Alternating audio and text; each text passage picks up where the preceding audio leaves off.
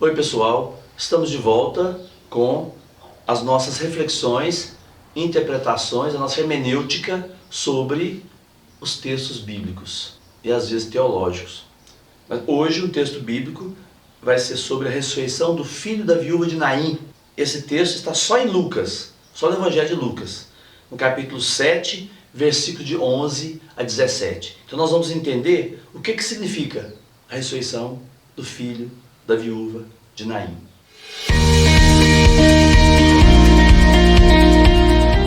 Esse texto está só no Evangelho de Lucas. Quando Jesus se encontra com o enterro, o grupo deles se encontra com o enterro, ele sente compaixão, porque o rapaz que morreu era filho único e sua mãe era viúva.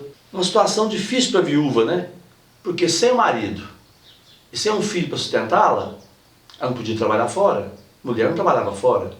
Ela tinha que pedir esmola para sobreviver. Então, Jesus sente compaixão.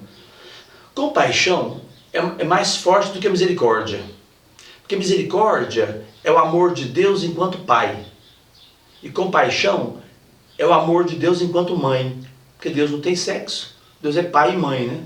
Que é o rosto paterno e o rosto materno. Mas o amor da mãe é mais forte que o amor do pai. Porque a criança nasce de dentro da mãe, mas não nasce de dentro do pai. A mãe não tem que conquistar o filho. O pai tem. Então o amor de mãe é mais forte que o amor de pai. Essa é a compaixão, né? Então compaixão indica uma emoção forte. Compaixão, paixão é sofrer, né? Então você vai sofrer com o outro. Compaixão, sofrer com o outro. Então através de Jesus, Deus, como nesse caso, liberta as pessoas que são aprisionadas pela morte. Quer dizer, Jesus vence a morte. Isso é ressurreição. Ele vence a morte. Não é que a gente não vai morrer. A gente vai passar pela morte. Mas vai vencer a morte. E vai ter uma nova vida. Uma vida mais plena. A mesma vida, só que planificada, né? Aperfeiçoada. Aí Jesus chega perto do defunto e toca a esteira e toca o cadáver. Uma coisa que era absolutamente proibida pelo judeu. Tocar o cadáver significava tocar a morte. E a pessoa que tocava um cadáver ficava impura, totalmente impura. Jesus não se importa com isso. Ele não leva em conta essas regras da pureza ritual.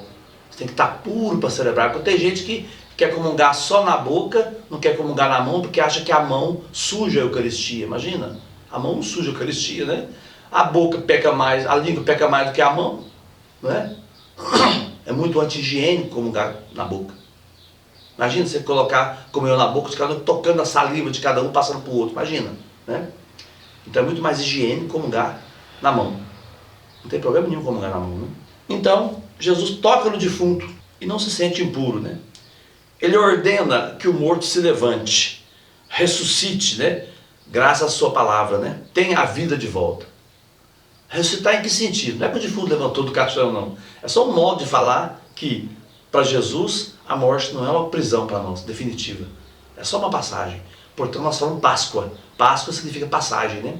Passagem pela morte, pelas águas da morte, para a gente chegar na plenitude da vida. Dois grupos de pessoas se encontram. O grupo de pessoas acompanhando Jesus e o grupo de pessoas acompanhando o defunto, filho da viúva de Naim. Um atrás de Jesus, que chega na cidade, outro atrás do defunto, saindo da cidade, para enterrar o morto. O grupo que está atrás de Jesus é a comunidade cristã. E o grupo que está atrás do cadáver é a humanidade que ainda não encontrou Jesus, que não conheceu Jesus ainda. Portanto, está indo em direção oposta à de Jesus. Jesus entrando, o cortejo com o defunto saindo. O grupo que está atrás do cadáver chora e se desespera. O grupo que está atrás de Jesus está alegre, triunfante, regozijante. A viúva aqui representa toda a humanidade que caminha sem esperança, caminha junto com a morte. Geralmente, quando fala viúva, também representa Israel, que não encontrou Jesus ainda. Aí ficou sem o seu Deus, né? Porque Deus é o esposo, a humanidade é a esposa. Israel é a esposa. Ficar viúva, significa perder Deus, né? Os cristãos, ao contrário daquele grupo que estava atrás do defunto, os cristãos caminham cheios de esperança. Então o pranto, o choro se torna cântico de alegria, cântico de entusiasmo. Entusiasmo significa estar cheio de Deus. Enteos, né? Estar cheio de Deus. Esse aqui é entusiasmo. A multidão que vai atrás do cadáver se espanta, exclama: um grande profeta surgiu entre nós e Deus visitou o seu povo. A multidão não se alegra porque um jovem voltou à vida. A multidão que está atrás do defunto se alegra porque um profeta surgiu no nosso meio. Deus suscitou um profeta para dar sentido à angústia humana, para superar a morte. Quando Jesus fala para o morto, levante-se, significa que a morte não é o fim absoluto. A ressurreição transforma a morte no novo nascimento, é o renascimento para a vida verdadeira. A gente nem sabe como é que vai ser isso. Nós temos só esperança. Não sabe como é que vai ser depois da morte, o que vai acontecer depois da morte, a gente não sabe. Nós temos esperança que a gente vai estar nas mãos de Deus. Estar nas mãos de Deus é estar em boas mãos. Não é possível que uma pessoa que morreu possa voltar a esta vida. Não volta para esta vida. Ou então que Deus impeça que uma pessoa morra, que uma pessoa deixe este mundo. Deus não impede.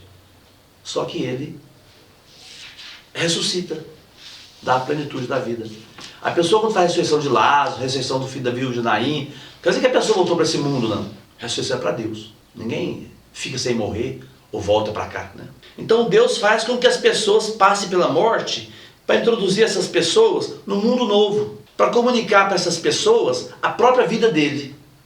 Isso que é a ressurreição, né? Então, para Jesus, a morte não é algo impuro. Ela marca a nossa entrada no mundo de Deus.